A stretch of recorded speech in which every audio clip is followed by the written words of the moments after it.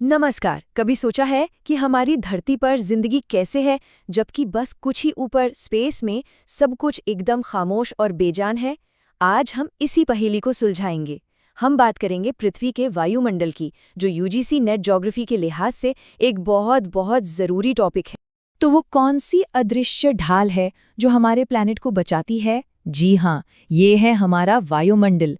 गैसों और छोटे छोटे कणों का एक ऐसा मिला जुला लिहाफ जो यहाँ जीवन को मुमकिन बनाता है। आज के इस विश्लेषण में हम 4 मेन हिस्सों पर फोकस करेंगे। पहले, वायुमंडल बना कैसे है, फिर इसके जरूरी हिस्से क्या हैं, इसकी अलग अलग परतें कौन सी हैं, और आखिर में ये हमारे लिए इतना जरूरी क्यों है। चलिए तो फिर शुरू करते हैं। हमारा पहला सेक्शन है वायुमंडल की बेसिक बनावट पर। ये एक फाउंडेशनल कॉन्सेप्ट है जो एग्जाम के लिए समझना बहुत जरूरी है। हमारे वायुमंडल पर असल में 2 गैसों का राज है। लगभग 78% नाइट्रोजन और 21% ऑक्सीजन। सबसे जरूरी बात यह है कि बाकी सब कुछ, हर दूसरी गैस 1% से भी कम में सिमट जाती है। अच्छा, अब आते हैं उन डिटेल्स पर जो सीधे सीधे एग्जाम में पूछे जाते हैं। देखिए, नाइट्रोजन फिक्सेशन यानी हवा की नाइट्रोजन का पौधों के खाने में बदलना, ये एक हॉट टॉपिक है। और हाँ, कार्बन डाइऑक्साइड का ग्रीन हाउस गैस वाला रोल, ये तो हमेशा ही जरूरी रहता है। तो ये परसेंटेज और इनका असर, इन्हें बिल्कुल याद रखना है। तो हमने 99% वायुमंडल की कहानी तो समझ ली, पर अब बात करते हैं उन छोटे छोटे हिस्सों की जिनका असर बहुत बड़ा है। चलिए अब उस 1% गैस और कणों को जानते हैं जो हमारे मौसम का पूरा मिजाज तय करते हैं। जलवाष्प यानी वाटर वेपर मौसम का असली किंग मेकर है। इसकी मात्रा जगह और मौसम के हिसाब से बदलती रहती है, कभी कभी 4% तक भी पहुंच जाती है। और मजे की बात, इसका 90% हिस्सा हमारे सर के बस कुछ ही ऊपर वायुमंडल के निचले हिस्से में ही होता है, जो धरती को गर्म रखने में मदद करता है। मौसम की हर हलचल के पीछे यही है। अब बात करते हैं एरोसोल की। ये सिर्फ धूल नहीं है, ये हवा में तैरते हुए बहुत ही छोटे कण हैं जो कुदरती तौर पर भी बनते हैं और इंसानी वजहों से भी, और ये मौसम पर काफी असर डालते हैं। ये एग्जाम के लिए एक बहुत जरूरी पॉइंट है। एरोसोल 2 तरह के होते हैं, एक हाइग्रोस्कोपिक जो पानी को अपनी तरफ खींचते हैं, और दूसरे नॉन हाइग्रोस्कोपिक। जो हाइग्रोस्कोपिक वाले होते हैं ना, वही बादलों को बनाने में मदद करते हैं।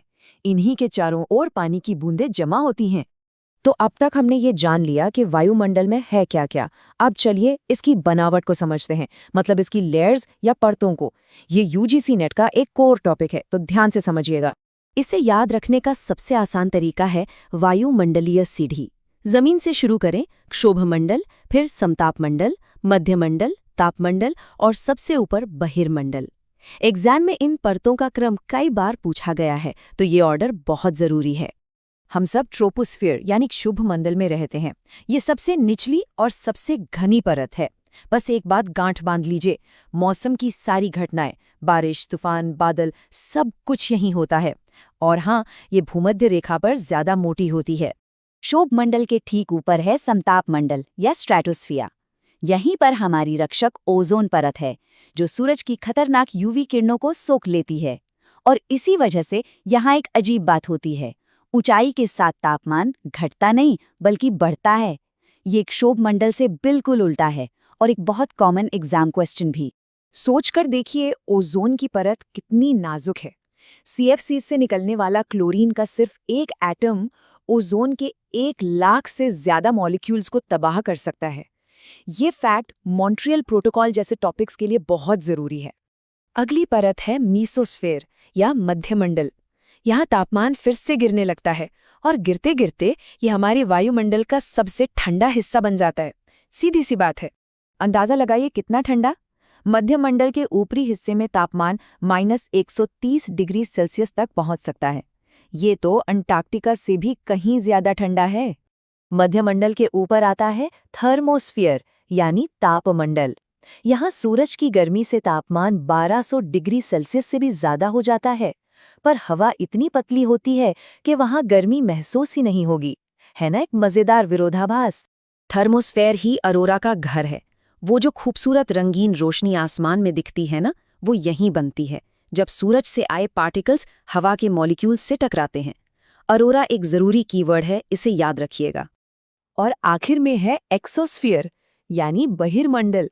ये सबसे बाहरी परत है जहां हमारा वायुमंडल धीरे धीरे अंतरिक्ष में मिल जाता है। यहाँ सिर्फ हाइड्रोजन और हीलियम जैसी सबसे हल्की गैसें ही मिलती हैं। तो हमने बनावट और परतें तो समझ ली। अब इन सारी जानकारियों को जोड़ते हैं और देखते हैं कि आखिर ये वायुमंडल हमारे जिंदा रहने के लिए इतना जरूरी क्यों है। जरा सोचिए, अगर ग्रीनहाउस गैसें ना होती तो हमारी पृथ्वी का औसत तापमान होता -18 डिग्री सेल्सियस। सब कुछ जमा हुआ होता, कोई जिंदगी नहीं। लेकिन शुक्र है इन गैसों का, जिनकी वजह से हमारा औसत तापमान एक खुशनुमा 15 डिग्री सेल्सियस है, जीवन के पनपने के लिए एकदम परफेक्ट। तो ये जो 33 डिग्री सेल्सियस का फर्क है ना, यही है ग्रीन हाउस इफेक्ट की असली ताकत। इसी की वजह से हमारा ग्रह रहने लायक है। लेकिन ये एक बहुत ही नाजुक संतुलन है जिसे हमें समझना होगा। तो सवाल ये उठता है कि जब हम जानते हैं कि ये परतें कितनी जटिल हैं और इनका संतुलन कितना नाजुक है, तो हम इस ज़रूरी ढाल के बेहतर रखवाले कैसे बन सकते हैं? ये सिर्फ एक एग्जाम का सवाल नहीं है, ये हमारे ग्रह के भविष्य का सवाल है।